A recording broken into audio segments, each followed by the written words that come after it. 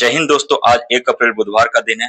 हम घर से रायपुर स्टेशन आ जाते हैं और यहाँ लगेज डिपॉजिट कर बाहर आ जाते हैं और नजदीक के रेस्टोरेंट में हम रात का लंच करते हैं और स्टेशन परिसर में टहलते हैं। और रात को 8:30 हो चुका था तो हम स्टेशन के अंदर आ जाते हैं और अपना लगेज कलेक्ट कर निकल पड़ते हैं प्लेटफॉर्म नंबर 3 की ओर।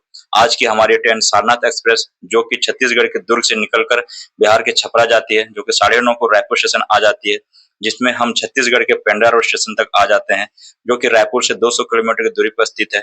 और रात को 2 बजे हम उतर के 1 नंबर प्लेटफॉर्म की ओर आ जाते हैं। अमरकंटक जो कि मध्य प्रदेश के अनूपपुर डिस्ट्रिक्ट में आता है, उसका nearest railway station Pendra road है और अनूपपुर है। पेंड्रा रोड से अमरकंटक 35 किलोमीटर की दूरी है और अनूपपुर से 70 किलोमीटर की दूरी पर स्थित है। 1 नंबर प्लेटफॉर्म में वेटिंग करते हैं। यहाँ पर वेटिंग हॉल नहीं है, जो कि अभी अंडर कंस्ट्रक्शन है। और स्टेशन के बाहर आते हैं 200 मीटर पे, ये 5 बजे हमें अमरकंटक के लिए बस मिल जाती है। उसमें हम निकल पड़ते हैं, जिसका किराया 70 रुपए पर पर्सन होता है। अमरकंटक घूमने के लिए या तो आप पेंड्रा रोड पे होटल ले लीजिए और प्राइवेट कार में आप घूमने जा सकते हैं, और या हमारी तरह अमरकंटक आ जाइए और यहाँ पर होटल लीजिए और यहाँ पर घूमिए। हम 7:30 बजे अमरकंटक बस स्टैंड आ जाते हैं और वहां से ऑटो से निकल पड़ते हैं गायत्री आश्रम की ओर। और हमें रास्ते में ये पाई चार्ट मिल जाता है जो यहाँ के टूरिस्ट प्लेस और इसके फेयर के बारे में। और नॉर्मली आप 1000 में पूरा आप यहाँ घूम सकते हैं। इससे तो यहाँ बहुत सारे रहने के लिए होटल्स हैं, जो कि आपको 1000 से 1500 रुपए मिल जाएगा। लेकिन हमें शाम को निकलना था, इसीलिए हम गायत्री आश्रम आ जाते हैं और यहाँ पर पर्सन 200 रुपए में आपको होटल मिल जाता है।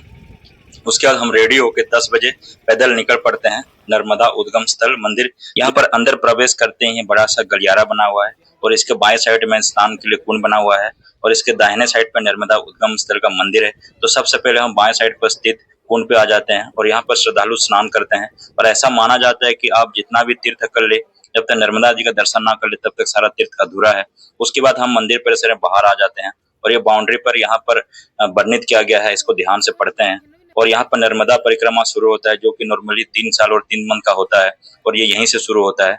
और इसके अलावा यहाँ पर एक छोटा सा नर्मदा जी का कुंड है, जिसे नर्मदा कुंड कहते हैं। मान्यता है कि यहाँ से नर्मदा नदी का उद्गम होता है।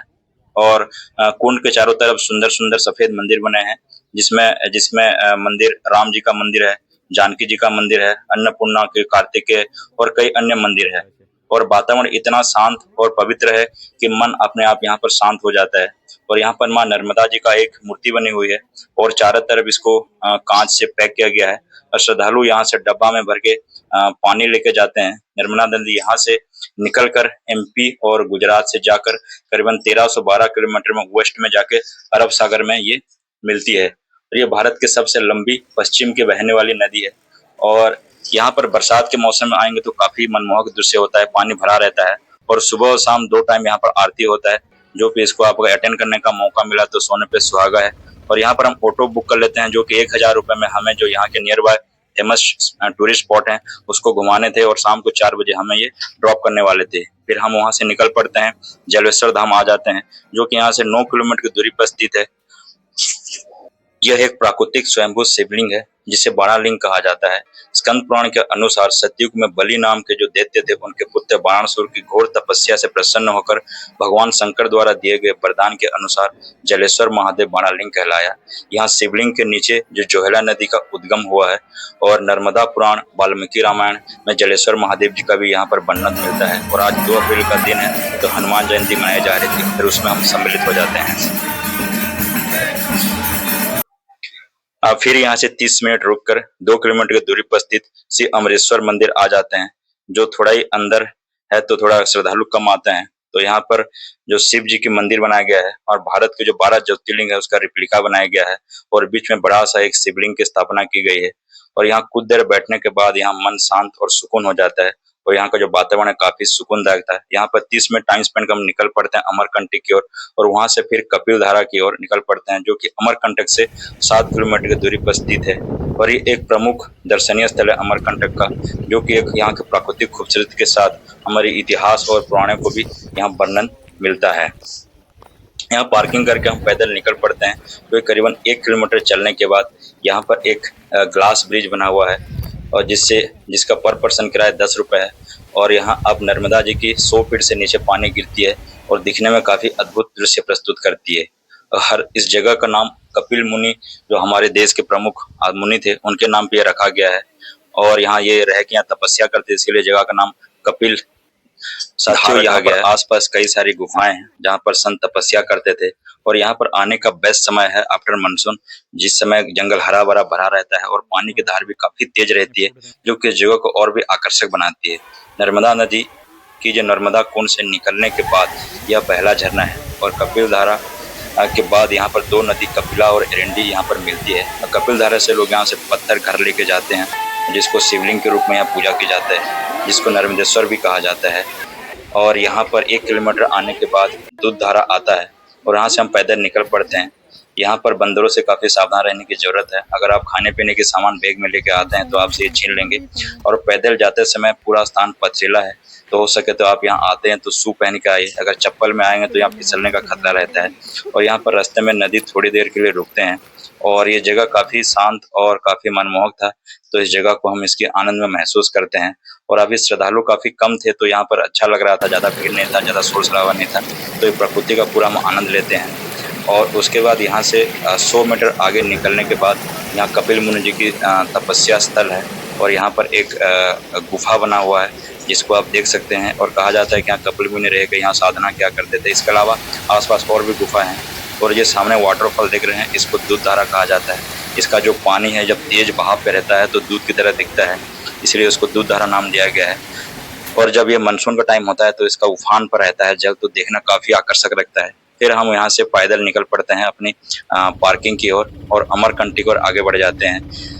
और आप जो देख रहे हैं ये नर्मदा नदी यहाँ पर बह रही है और दोनों साइड शहर बैठा हुआ है, इसके बाएं साइड और दाएं साइड। और ये दाहिने साइड यहाँ पर नहाने के लिए और यहाँ कुंड बनाया गया है और बैठने के लिए यहाँ कुर्सियों की व्यवस्था की गई है, जिसमें आप शाम को यहाँ टहल सकते हैं, जो कि काफी आनंददायक होगा।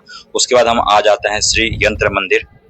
साथियों ये जगह अभी अंडर कंस्ट्रक्शन है तो इसका गेट बंद रहता है और आप इसके अंदर नहीं जा सकते, बस जाके बाहर से फोटो खिंचवा सकते हैं। यहाँ पे 4 बड़ी मूर्ति है गेट के प्रवेश द्वार पर, जिसको माता लक्ष्मी, सरस्वती, काली एवं भुवनेश्वरी देवी को समर्पित है।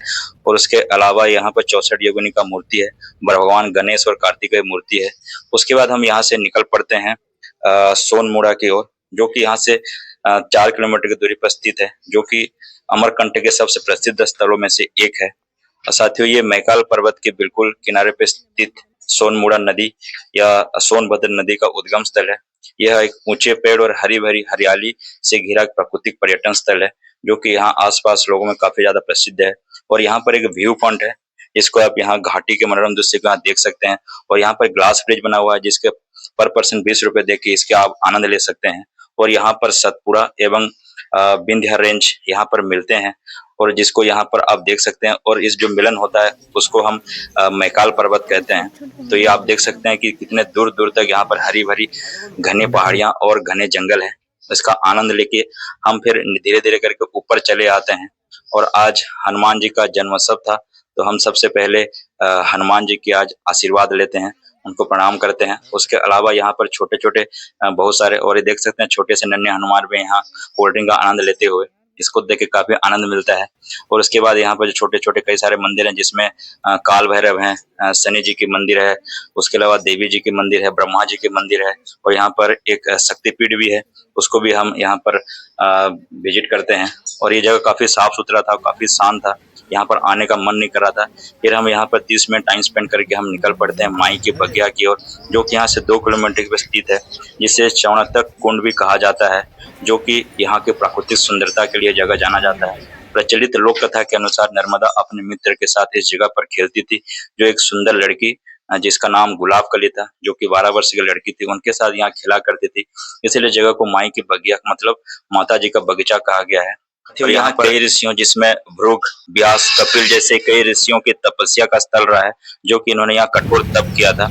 और अभी दोपहर के 3:30 बज चुके थे, हम वापिस हम अमरकंटक आ जाते हैं, यहाँ पर रेस्टोरेंट में लंच करते हैं। साथियों यहाँ पर हमें इवनिंग में निकलना था तो हमने कई सारी जगह को यहाँ स्किप कर देते हैं, जिसमें प्रसिद्ध है जैन मंदिर, मार्कंडेय ऋषि तपस्या स्थल, रेवा कुंड और यहाँ कई सारे आश्रम है जिसको आप शाम को यहाँ पैदल घूम सकते हैं, जिसमें कल्याण सेवा आश्रम, मृत्युंजय आश्रम, परमहंस आश्रम, बर्फानी आश्रम, सीताराम आश्रम इत्यादि प्रसिद्ध है। फिर शाम को 5 बज चुके थे तो हम गायत्री आश्रम वापस आ जाते हैं और यहाँ पर 1 घंटा रेस्ट करके फिर 6 बजे बस स्टैंड आ जाते हैं। साथियों यहाँ पर बसेस काफी कम है, अगर आप प्राइवेट कार में आ सकते हैं तो आराम से 6-7 बजे तक घूम के वापस पेंड्रा जा सकते हैं, क्योंकि हम बस में आए थे तो फिर हम शाम को 6 बजे पेंड्रा निकल जाते हैं। और रात को 8 बजे पेंड्रा पहुंच जाते हैं और यहाँ पर होटल में स्टे करके रात को जो हनुमान जयंती होती है उसमें सम्मिलित होते हैं और फिर रात को हमारे 2 बजे अनूपपुर के लिए ट्रेन होती है जिसमें हम निकल पड़ते हैं। तो इसी के साथ आज हमारा दिन समाप्त होता है। जय हिंद, थैंक यू, नमस्कार।